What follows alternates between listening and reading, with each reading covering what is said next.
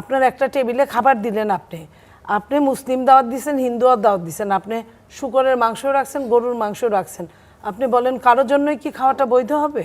সরকার নিজে থেকে বলতে পারেন আপনি হা ভোট দিবেন, সে তো সিগনেচারই করে নাই। যেটা আমি স্বাক্ষরই করলাম না, সেটা নিয়ে আমি যুদ্ধ করছি। গণভোট নিয়ে মাসুদ কামাল ভাই যেভাবে বলছেন, আপনি কি তার সাথে একমত নাকি রাজ্জাক সাহেব যেভাবে বলছেন? আমার ব্যাপারটা গণভোট নিয়ে আমি খুবই আশাহত একটা জায়গায়। আপনি দেখেন গণভোটটা নিয়ে কাজ করার সময় সবগুলো দল মিলে মেন্টালি প্রিপেয়ার্ড ছিল যে এইবার ত্রয়োদশ নির্বাচনে নারীদের তারা 5% নমিনেশন দিবে, 5%। এইবার মৌখিকভাবে, আমি বলবো না লিখিত হয়েছিল, মৌখিকভাবে। একটা সময় তো আমার বাবা, আপনার বাবারা যখন জায়গা জমি বিক্রি করতে, কিন্তু আমি বলি তখন কিন্তু মুখ দিয়েই বলতো, তখন কিন্তু এত লেখাপড়ি ছিল না। উকিলের দরকার পড়লো কখন, মানুষ যখন মিথ্যে বলা শুরু করলো। তো সেইখানে ওনারা কেউ কথা রাখে নাই। বিএনপি কিছুটা রেখেছে কিন্তু পুরাটা রাখে নাই, কেউই রাখে নাই।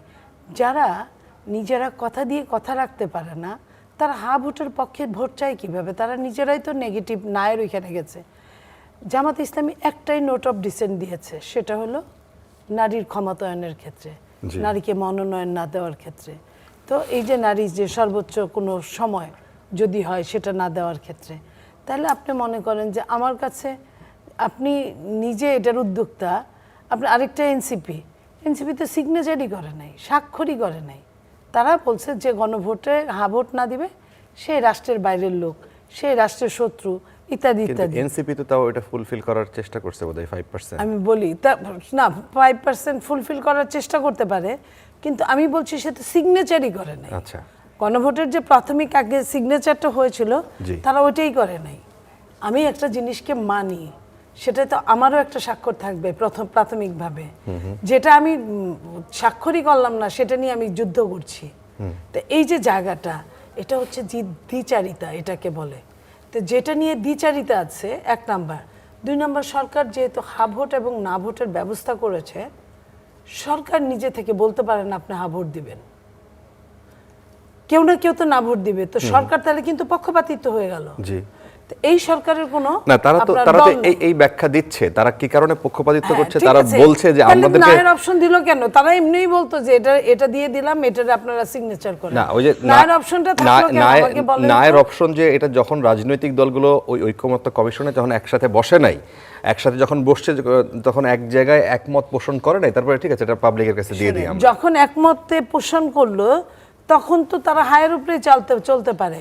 144 কোটি টাকা দিলেন আপনি এটার উপর অ্যাডভার্টাইজমেন্টের জন্য। 144 কোটি টাকা? 144 কোটি টাকা ঐকমত্য কমিশনে।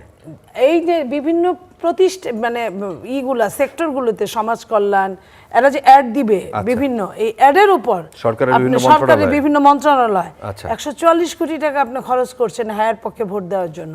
আপনি তো ওইখানেও বলেন নাই যে আপনি আপনার ভোটটা যথাযোগ্য স্থানে দিবেন। নিয়ম কি? আপনি 2টা অপশন রাখলে আপনি কোনো পক্ষ যেতে পারেন না, আপনি সরকার আপনি যেতে পারেন না। কিন্তু এই সরকার গিয়েছে, এটা আমাকে আহত করেছে। আমি যেখানেই ভোট দিই, যেমন ধরেন বিএনপির সম্পর্কে আজে বাজে যা ইচ্ছা তাই বলেছে। বিএনপির প্রথমে নজরুল ইসলাম খান হচ্ছে আমাদের নির্বাচনের চিফ অ্যাডভাইজার, চিফ কোঅর্ডিনেটর। উনি বললেন যে হ্যাঁ আমরা তো হাই ভোট দিব, তারপরেও বিশ্বাস করলেন না, তারপরে আরো কথা বলা শুরু করলেন। তখন মহাসচিব বললেন যে আপনারা হায়ের উপর ভোট দিবেন, তারপরেও যখন আজে বাজে কথা বলা শুরু করলেন, তখন কিন্তু আমাদের চেয়ারম্যান সাহেব নিজেই বললেন আপনারা হায়ের পক্ষে ভোট দিবেন।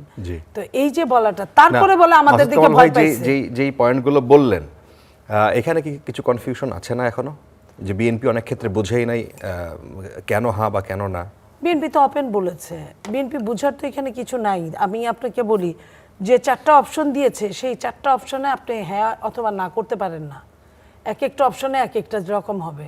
আপনার একটা টেবিলে খাবার দিলেন, আপনি মুসলিম দাওয়াত দিচ্ছেন, হিন্দু দাওয়াত দিচ্ছেন, আপনি শুকরের মাংস রাখছেন, গরুর মাংস রাখছেন, আপনি বলেন কারোর জন্যই কি খাওয়াটা বৈধ হবে? তো এটা হলো এরকম একটা পন্থা।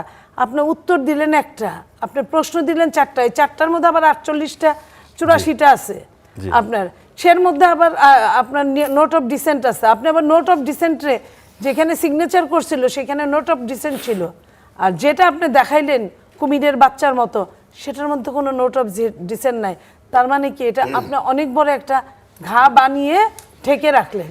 জি। এটা কিন্তু আজকে নির্বাচনের জন্য কিছু বলছে না, 2 দিন পরে এটাই কিন্তু চরম আকার ধারণ করবে, চরম থেকে চরমতর।